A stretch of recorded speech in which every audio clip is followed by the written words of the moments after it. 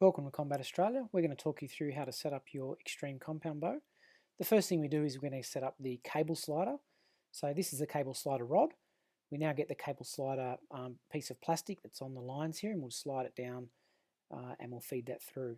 You'll see the cable slider receiver hole inside the bow. It's the only one there that will fit that, and it should be loose enough to slide straight in. With grub screws should be undo, and you can move that cable slider to a position that you like. Usually you just have it on just enough angle so that the flights of the arrow are clear of the strings, of the pulley strings, and you don't want to have it any more than that.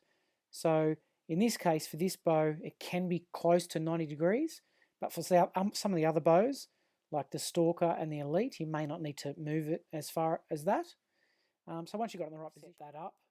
The next thing we're going to do is set up our aiming device. You'll see here there's two screw holes, and sometimes the screws are attached, so we'll just take the screws out of those. And as you can see, we're attaching it on the same side as the bend in the cable guide rod. And so we'll line up the screws. We usually would put it inside the inside screw holes.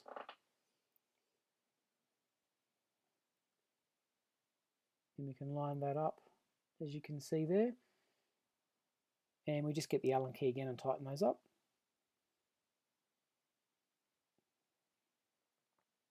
And as you can see, the aiming device mounts on the side that the bend is of the metal cable guard. And we can turn that over. We're just going to make sure that's all good, and we also need to install the arrow rest. And the arrow rest goes on the same side.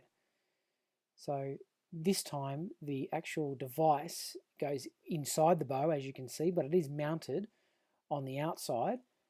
The arrow rest itself is sitting on the inside. We'll tighten that up.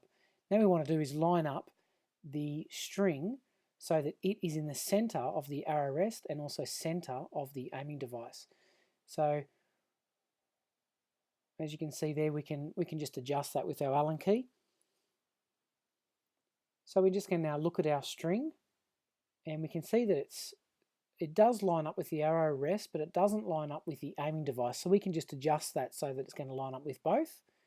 And we can do that again with an Allen key, where you're going to loosen up the aiming device, push the aiming device inwards a bit so it can line up a bit better.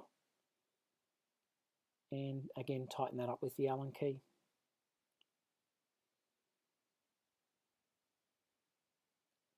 Now all these are adjustable, so you'll get the you can use the Allen key to do all these kind of adjustments. One other trick we also like to do is to separate the 5 aiming pins, because you don't want them all bunched up. You want to pretty much set them at different different intervals. This Allen key here is just to tighten the whole device up and save it from sliding. So now we're going to talk you through how to install the wrist strap. So we put the wrist strap on.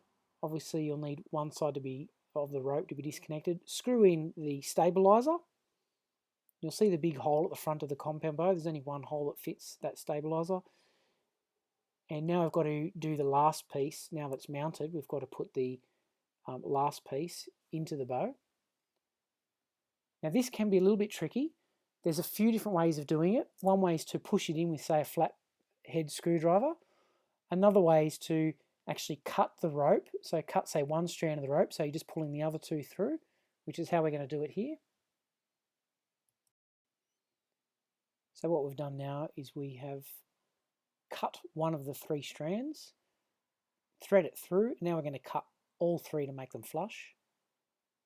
And we're just going to get matches or a lighter to square away that edge, to make that edge more stable so it won't unravel and so the rope won't fray.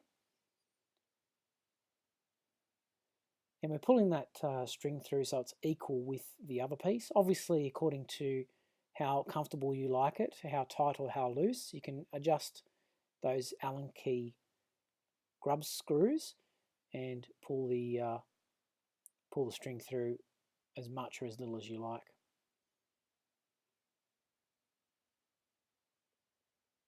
So one last thing that Kieran's going to do, we talked about before, is we're actually going to separate all 5 of the aiming device pins. And what we like to do is set those at different ranges. So you might have one at 10 meters, 20 meters, 30, all the way to 50 meters, or intervals of 20 meters. So 20, 40, 60, 80, 100, whatever you like. And the way you normally adjust those is you would focus on one pin and zero the bow in on a target onto that range, and then as you think you're getting a good grouping, you can set that pin to that range and then move on to the next pin.